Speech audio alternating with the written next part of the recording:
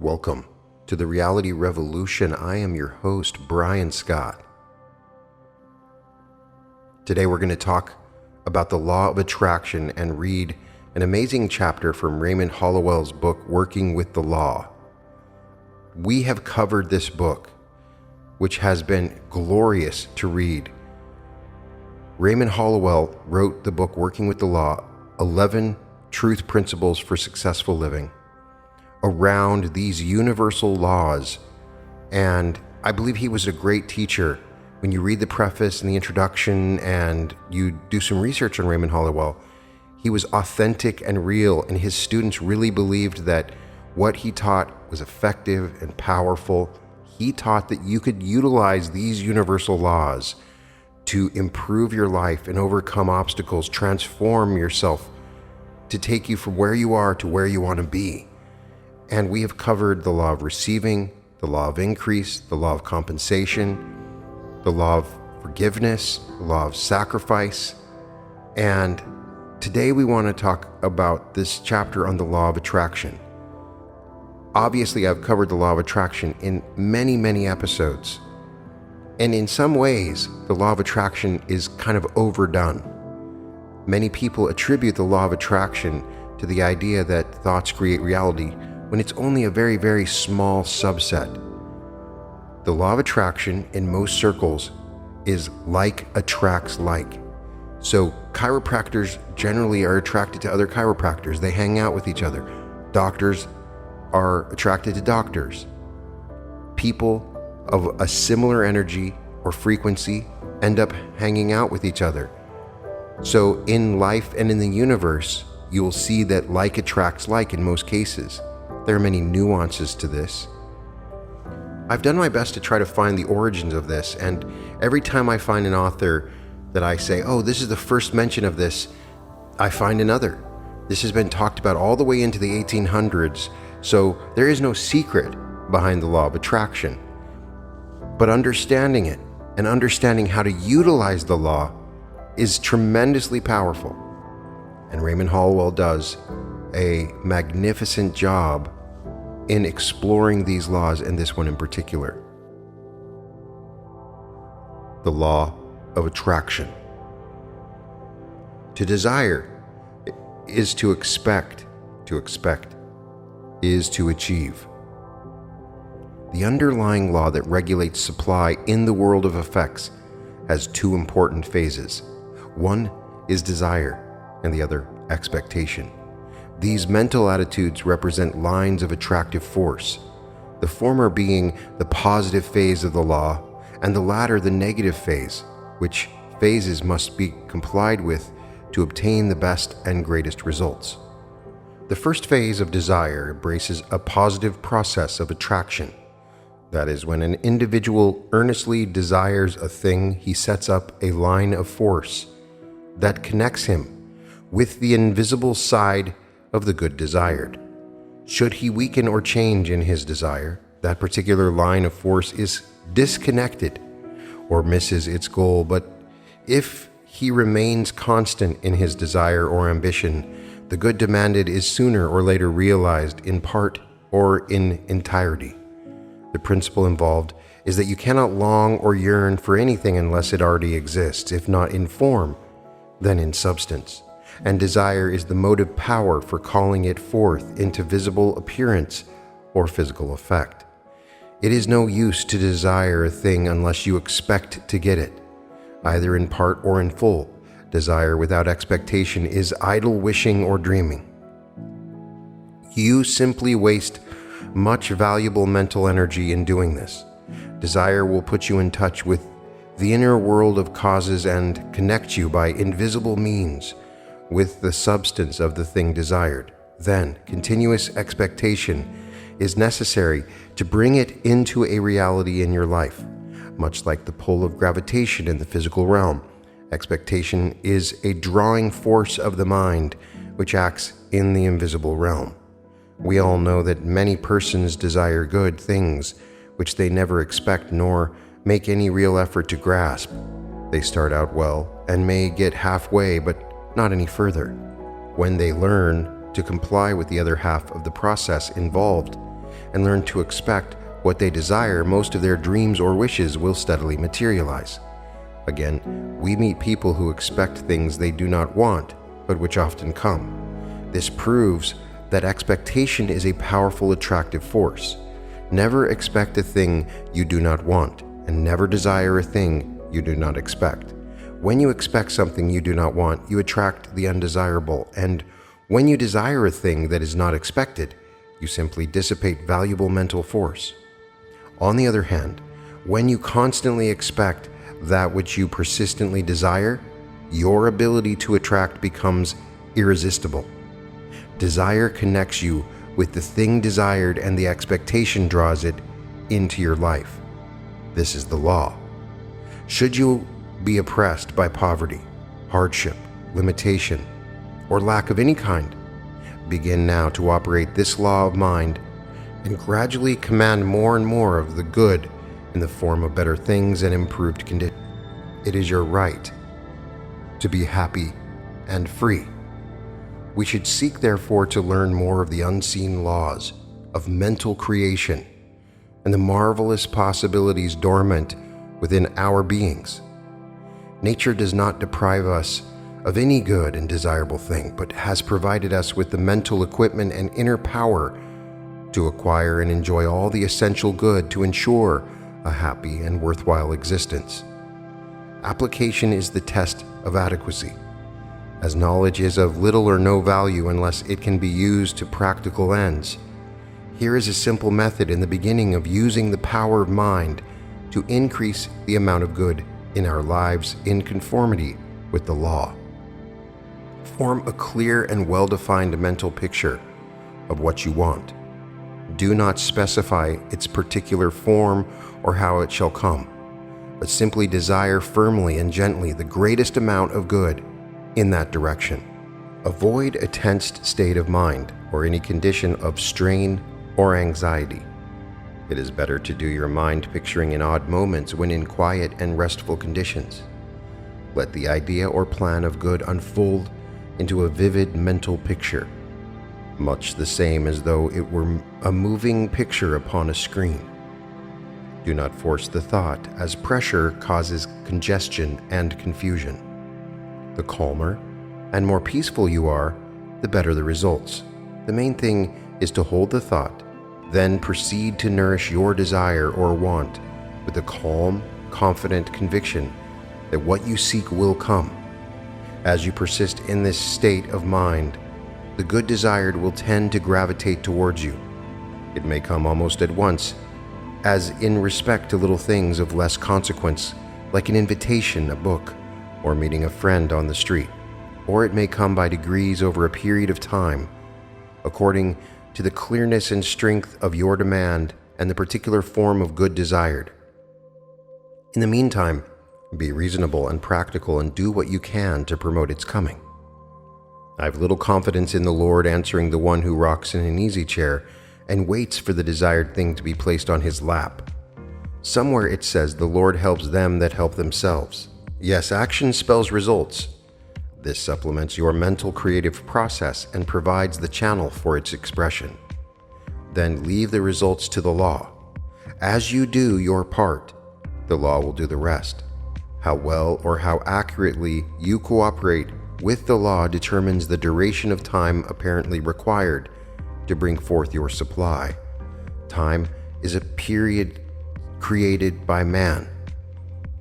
Nature knows no time and always responds in the present, in the now. In some instances, results that seem almost magical will appear.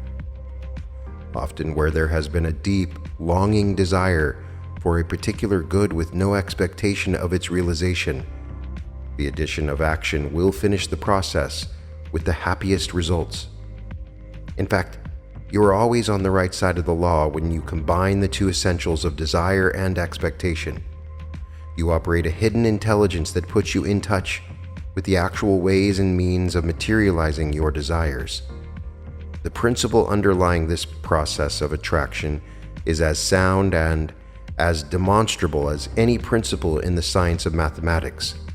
We all employ it every day, more or less, but usually unconsciously and therefore imperfectly. Finally, do not desire or demand what rightfully belongs to another, in the sense that such a one would suffer by deprivation. Only desire that which will round out your life to make it fuller and happier, and also that which will enable you to help others into better and happier conditions. Aim to be normal in your demands and use the intelligence with which God has endowed you in discriminating between rational and irrational demands.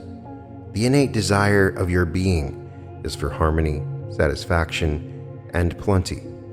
These conditions will be obtained more and more in your life as you live in accordance with the law and constantly expect a continuous increase of good as an evidence of your growing faith in the wisdom and all-sufficiency of the great source of all good. The mind is a magnet and attracts whatever corresponds to its ruling state. Whatever we image in mind, whatever we expect and think about, will tend to bring into our lives the things and conditions that are in harmony therewith. Science has convincingly proven the existence and constant operation of the law of mental attraction. For this reason, everyone should be doubly careful about how and what he thinks. Our predominant mental attitude is the primary cause of most everything that comes into our lives, and the sooner we realize this truth, the sooner we shall begin to improve our lives and progress. We must seek to become imbued with the desire to advance and give the law a chance to help us. Everything will then work toward our aid. Obstacles will strengthen our resolve to win. Discouragement from others will only serve to strengthen and to arouse us to stronger activity. We will see more clearly and understand more fully that every difficulty is an opportunity to advance. Every stumbling block is a stepping stone to success. Our so-called burdens will lose their heaviness because the spirit within us is unconquerable, and when invoked by desire and aspiration will unfailingly come forth in greater power and richer intelligence. This will guide our thoughts and actions into those pathways that lead to the heights of conquest. The law of mental attraction acts along the same lines as the law of gravity. It is as definite and as accurate. You have heard the law expressed in such statements as birds of a feather flock together, or like attracts like, or things equal to the same thing are equal to each other. The thoughts and the actions of people draw to them people of their own type and kind. It is difficult to tell one just where he may fail to attract his needs, as no two people think alike, and therefore no two people make the same mistakes. However, I shall name and explain the 3 steps one can use to build up realities. By following closely these suggestions, he can note where he may have failed. Interest. The first step is called interest. Interest is paying special attention to some object or thing. It is being definitely concerned about someone or something. Interest is tending to see in the outer world what is already existent in one's mind. Things you think of that give you joy, pleasure, wisdom, and satisfaction are interests. I recall one woman telling me that she invariably could see cripples in a crowd quicker than anyone else. They seemed to draw her attention to them and excite her sympathy. It was because she had once been injured and was wheeled about for several months picked in a cast, and the memory of the experience was fresh in her mind and created the interest. Our interests are largely individual because we do not think alike. One person may find interest in some things that another would fail to see. Recently, my wife and I went out exploring along a dried-up riverbed on the desert. She was especially interested in collecting bright stones containing gold, silver, copper, and iron that are commonly found in this country. I, in turn, was looking for gourds that I knew would grow wild where there had been moisture. I was interested in gathering the kind that the native Indians used in their hogans, and particularly the kind they selected for their ceremonial dances. There we were together, she walking about picking up these rare stones, and I looking around for the vines that held the gourds. I didn't even see the stones, and I am sure she didn't see many of the gourds. But walking together, yet we were seeing differently because we were looking for different things. We see in life that which interests us the most and pass blindly by that which is of little or no interest. It is here in this simple practice that many of us may be making our mistakes. We may be so interested in things that are not prosperous, joyful, and healthy that we pass by the very things we desire most and overlook the means of our health and prosperity. With our interests so engrossed in seeing the lesser, either through habit or ignorance, we fail to attract the greater things that are all around us. A young man came to me one day asking what he could do to increase his income. He was dissatisfied with a meager earning. I learned that he was an electrician. His work occupied several hours a day. He liked his home, enjoyed his garden, his newspapers, and occasionally stepped out socially. I thought he was getting well paid for his efforts and told him so. I added that if he wanted more earnings, he would need to stimulate his interest and be deserving of it. God feeds the birds and supplies an abundance of food, but he does not put the worms into the bird's mouth. The bird must at least go out and search for the food. So it is with all of us. We must do something about it, more than wishing or praying. He decided that he would increase his capacity as an electrician. So he went to a class at night school and laid aside his newspapers for books and other material. He became interested in radio and was enthusiastic about its possibilities. This interest drew him into new circles and landed him a position with a growing radio company. In a very short time, he had found a new pleasure and tripled his meager earnings. No one is to be blamed for the dissatisfied life but the man himself, because he failed to expand his interests with his desires. It is so easy for people to allow themselves to get into a rut, and it is always a mental rut before it becomes a material one. People drift along unknowingly, unconsciously, and aimlessly into unhappiness and blindness. A very lovely person came to me with a problem, the like of which has caused many a woman to give up and lose the very thing he wants most.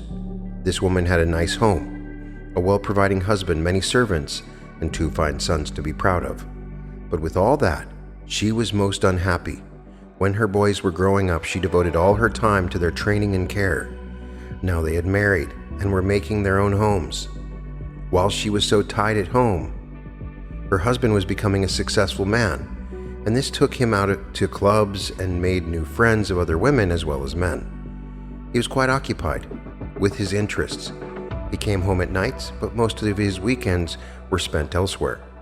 Here she was with a big house and servants, plenty of money, but no love or happiness. She realized the breach was widening, and knowing that soon her husband would want a divorce, she was forced to seek a way out. After a lengthy analysis, I learned that she had a spark of interest left in art and literature, so recommended that she take a trip abroad for the summer to see new sights and to plan a busy winter with new studies.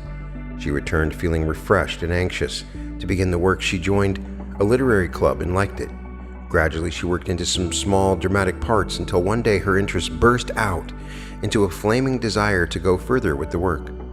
Home, servants, loneliness all receded with the new ambition. In short, she advanced into radio work and has been very successful. Her sons are proud of her achievement. Her husband has become almost jealous with his attentions, and her happiness is supreme.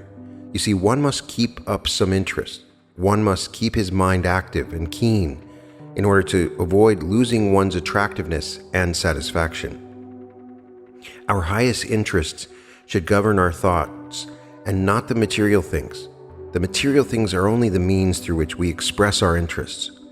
A strong magnetic power is founded upon a strong idea or principle. This idea or principle directs our interests, and this in turn develops an inner power of attractiveness. A young woman whom I know very well and shall always prize as a friend is not a beautiful girl as far as beauty goes, but she is most attractive. She has a wide circle of friends and verily charms them wherever she goes. When asked one time what it was she possessed that seemed to cast a spell over her admirers, She said, "I can't accredit it to my physique nor to my brand of cosmetics, but I believe it is because I love frankness, truth, and a pure mind.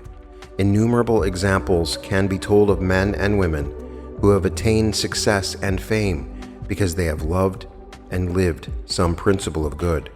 To live such a principle and to follow it with interest will, according to the law, always attract good." Attention. To have high interest is not enough.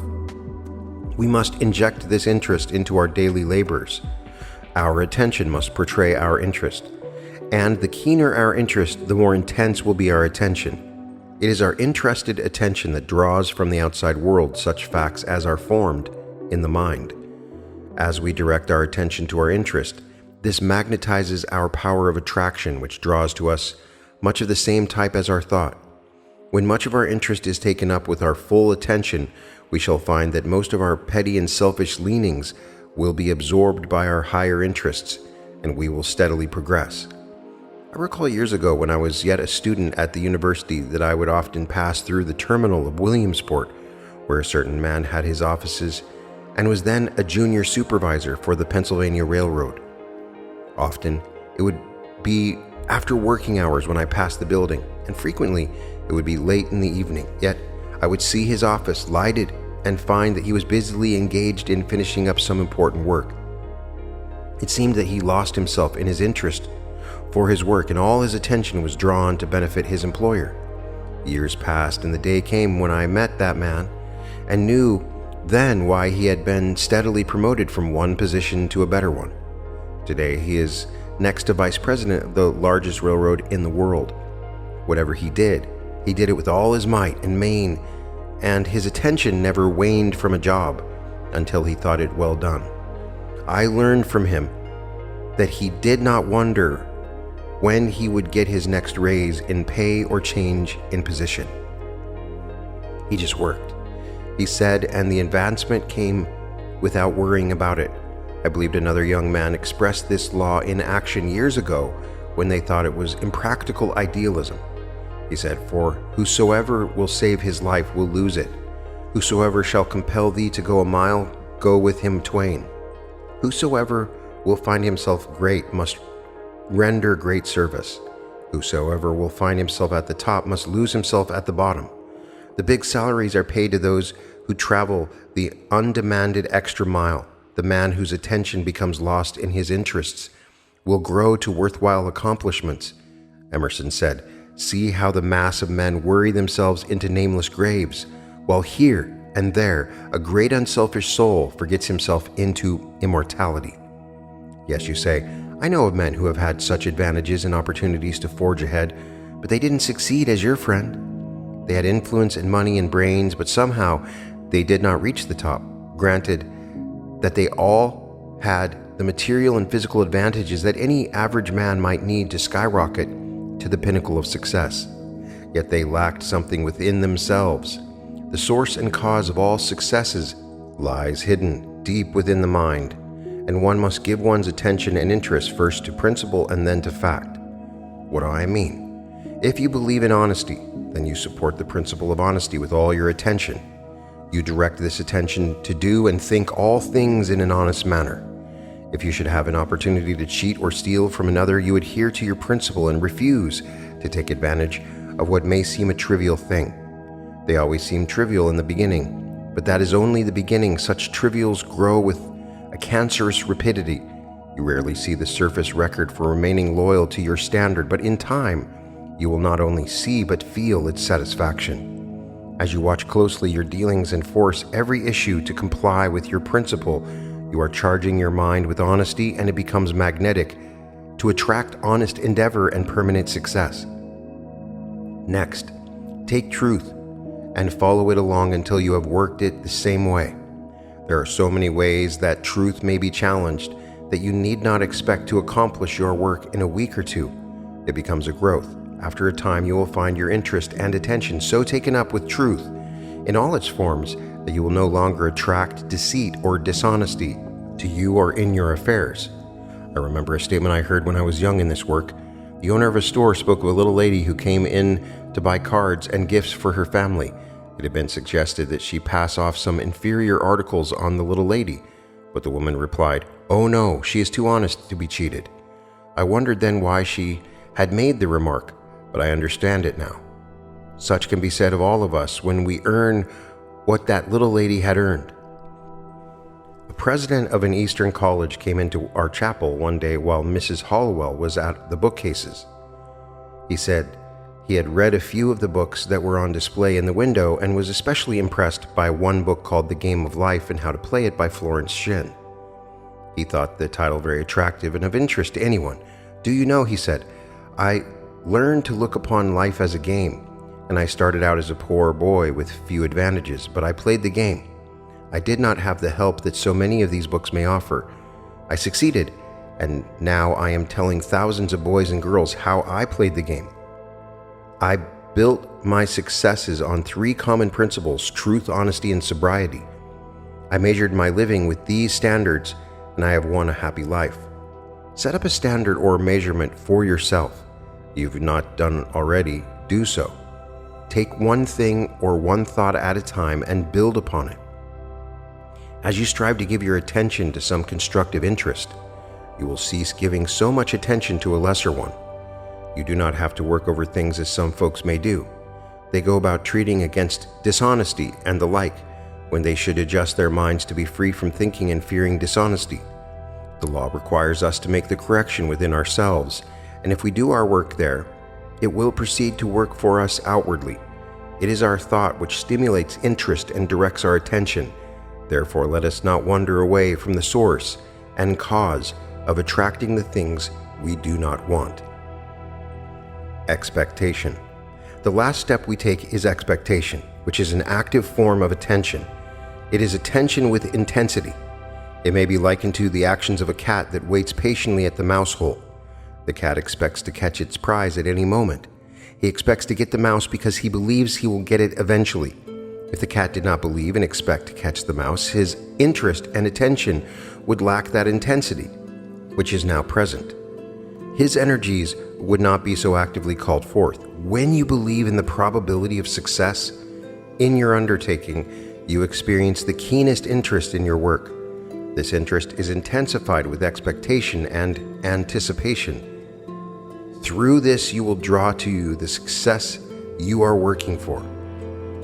Your expectation must be built up with your interest and attention. When the widow came to Elisha and asked his help to meet a problem of finance, that meant the freedom or slavery of her 2 sons who were to be held for her husband's debt. Elisha promptly asked her what she had that could be converted into money. She had nothing more than a pot of oil, but that was something. So Elisha told the widow to collect other vessels from her friends and go into her home and there pour out what oil she had. She poured the oil until all the borrowed vessels were filled, and when she had filled the last one, the oil stayed. There was not a drop left over. They followed the routine of our lesson, and as she reached the last vessel and the end of her expectation, she found the supply shut off. She was able to receive only as much oil as she had expected, and her expectation was measured by the number of vessels she had collected. Elisha had set the law to work, but she had determined how far it would go by her thought of expectancy. She might have hoped for much more, but she got only what was expected. If you are working for success, health, or happiness, you may wish for a lot, but you will only enjoy as much as you are able to expect. If in your heart you doubt or fear that your need will be met only in part or not at all, you can know that you will receive that much and no more. When you pray for one thing and then fear and doubt that you will receive it, you diffuse your mental forces and can attract only what the lesser thoughts believe and expect. A prominent doctor was asked why it was that he was able at times to reach cases that others had failed to reach. He said, "I never expect a patient to be too far gone not to survive. I fish around in my mind for some idea of what to treat, and sometimes those ideas are very simple or strange. But the moment something inside me clicks, I accept it and use it." He said he had never failed to help a patient when he firmly expected his recovery. When we charge our thoughts so firmly with the idea that there are no failures, then we expect success. Our mind becomes strengthened with our conviction and, like a magnet, draws to us through the principle upheld whatever desire is uppermost at the time. To desire is to expect, and to expect is to achieve. Now, in reading this, I believe this goes beyond just the law of attraction. And the way that Raymond Holliwell talks about the law, all of it is one law anyway. It's God's law. He breaks down the law, but all of it works as one law. But there's a very powerful sentence to go back that you can remember this why, and that is, when you constantly expect that which you persistently desire, your ability to attract becomes irresistible. Desire connects you with the thing desired, and expectation draws it into your life. So there's 3 important steps to the law of attraction that Holliwell gives here, and it's quite simple and very important. The first is interest. It is being definitely concerned about someone or something. Interest is tending to see in the outer world what is already existent in one's mind. Things you think of that give you joy or pleasure, wisdom, and satisfaction are interests. So there's something that deeply interests you. Now, interest alone is not enough. It's an energy that you have. When you place your attention on what interests you, then you have that second level of energy. To have high interest is not enough. We must inject this interest into our daily labors, he says. And our attention must portray our interests.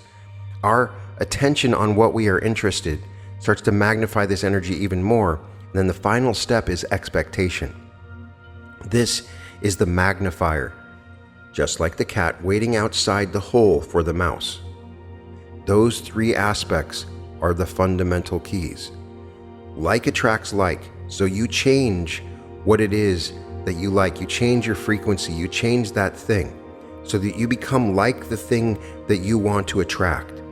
So if you want beauty in your life, you become beautiful, and you become like beauty. You become beautiful in your personality, in your mind, in the things you create, in the house that you live in. And then when you do that, more beautiful things come to you. If you want honesty in your life, you become honest in yourself. And as you do that, you find honest people coming into your life. When people talk about the law of attraction, it always becomes something else to me. And his description of the law of attraction really is the mirror. Everything is a mirror.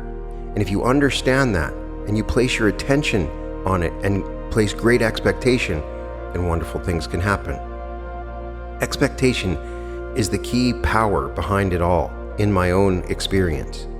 When you expect something, just like you expect your presents before Christmas, there's this energy that occurs, and it's faith. It's faith and belief, because your expectation cannot generate that kind of energy if you don't believe in it. So when you believe in it, then you generate this energy that brings about the thing that you want. You can find all episodes of The Reality Revolution at therealityrevolution.com. And welcome to The Reality Revolution.